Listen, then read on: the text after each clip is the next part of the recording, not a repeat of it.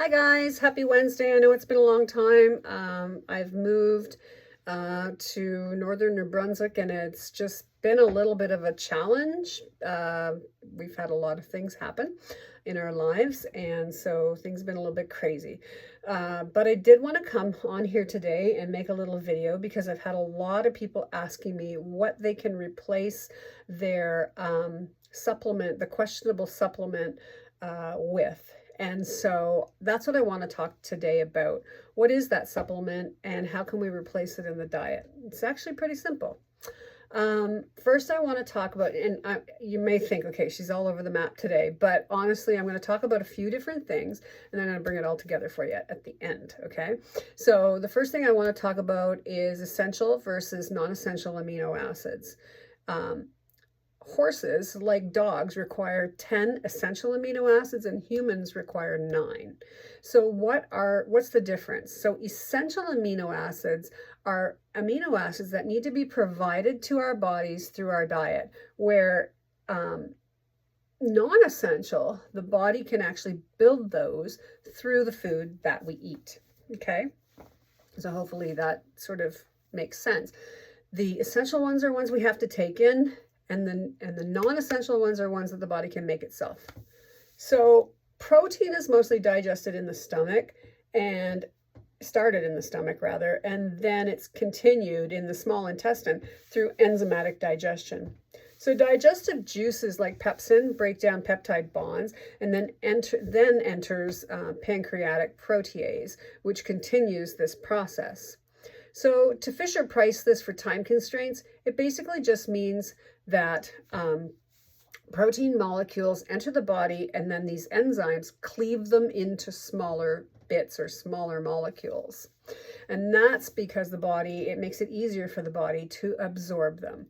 And this happens easily in our youth, but as time goes on, our body has a harder time doing this and building enzymes. And so sometimes enzymes are needed to be added to the diet or straight amino acids. So when we think of these new, now broken links, let's try to think of them as individual cars on a train. The body then takes these amino acids along with other non-essential amino acids and it builds its own protein. So what would happen if this train was missing some of the cars or even the engine?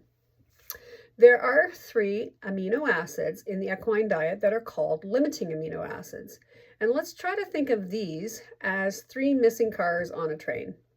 And I like to think of the number 1 limiting amino acid, lysine, as the engine car.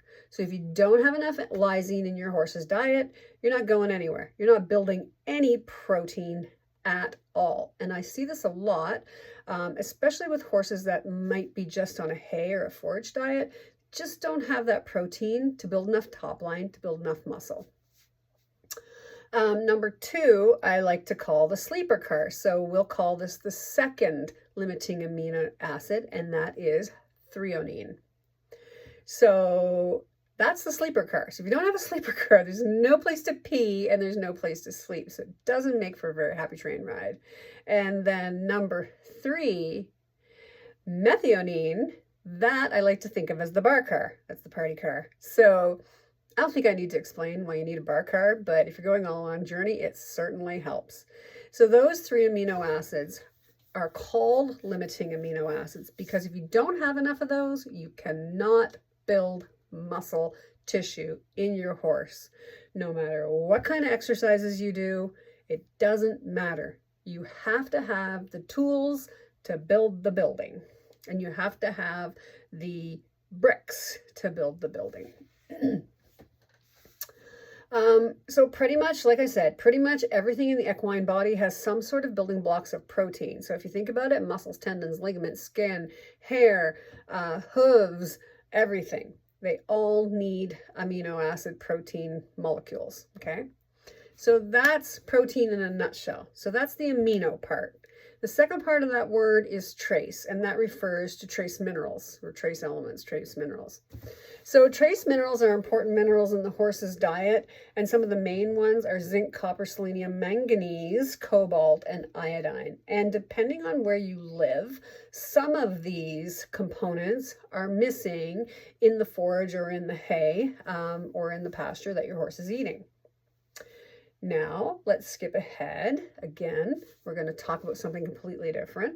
I'm going to bring this all together at the end, I promise. The next thing are the different categories of feed. So the first thing, which isn't really a category of feed, is the most important part of the diet, and that is forage. So forage should be fed to your horse at a rate of 1.5 to 2% of your horse's body weight. So you figure out your horse's body weight in kilograms, and then you find out 1.5 to 2%, and then that's what you should be feeding. You can do pounds too. To your horse per day in hay. And I highly recommend you not only weigh your hay, especially if your horse is puffy, survives on air, because you don't want metabolic issues down the road. So you do want to constrain and keep your horse in that number 5 body condition score. And then the other thing I highly recommend, so weighing your hay and having your hay tested, so then you can build your diet program on that. So then there's 3 main categories of feed, okay? Number 1 is ration balancers, and these are for those horses that I just mentioned, the ones that can survive off of air. So you think of it as a vitamin mineral supplement with also chugging a protein shake. So you see the guys come out of the gym, and they are girls, and they drink a protein shake. So they're replacing lost nutrients from their working or their exercise. The next category, category 2, is performance feeds. So within performance feeds, there's a lot of different types of feeds. So if you were to look at Solio or Purina, they would have a low NSC feed for Cushing's horses. They might have another feed which is for just easy keepers. They might have one for high performance, which might be a higher NSC or starch and sugar, so that that horse has a little more energy. It's really important, just a side note here, that whatever feed you're feeding, that you do not feed more than 5 pounds of dry matter per feeding. Now, you can feed more than 5 pounds in a day, but at one time you should never feed more than 5 pounds. The third category is something called complete feeds. Now, these are more for senior horses or horses who have digestive issues or things like that. And what these are is they are a performance feed, or a performance feed rather, with their hay and their forage all worked in together. So some horses maybe that don't even have teeth, can survive quite happily on a complete feed for quite a few years. The important thing to know, no matter what feed you feed, whether you do a forage-based diet where you're just feeding hay, and then you're doing a ration balancer, maybe you're giving some Timothy alfalfa cubes or something like that with your ration balancer mixed in. If you're feeding a performance feed, whether that be a high-level athletic feed or just a maintenance feed like my horse is on, then it's very, very important to understand that all 3 of those categories of feed have all of the protein, amino acids, trace minerals, nutrients, everything in there, okay? They're designed to fulfill the daily requirements of your horse. The only time you would need something over and above if you're dealing with a high performance athlete, which then you would just go to a high performance feed, or you are dealing with a diagnosed health issue, such as Cushing's, any metabolic issues that your vet has diagnosed, and then you would feed accordingly. And many vets are excellent at providing you with a feed plan that will fulfill the daily recommended intake for your horse. The most important part, and the thing that everybody needs to understand, is that if you are not feeding to tag, Okay, so if you're only giving a cup of this and a cup of that and a cup of this and a cup of that, not only is it costing you a fortune, not only do you have to make various trips all around town to pick up whatever it is, all those different things, but you are underserving the amino acids and the trace elements and minerals in the diet. If you are not feeding to the amount that is recommended on that tag, equine nutrition professionals, PhD nutritionists, spend a lot of time building these feeds to make sure that it includes everything that that horse requires in a day. So I highly recommend, so this is where this all comes back around. Sometimes we get too involved with things. You know, I'm guilty of it too.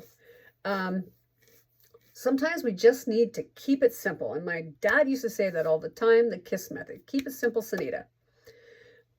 If you feed your feed to tag, you provide a good quality free run trace mineral salt. I love Redmond's.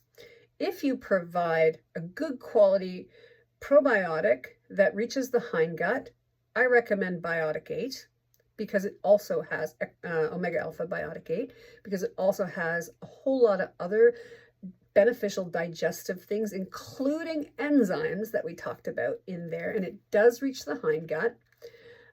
So salt, feed to tag, and a good quality probiotic, fresh water, and 1.5 to 2% forage.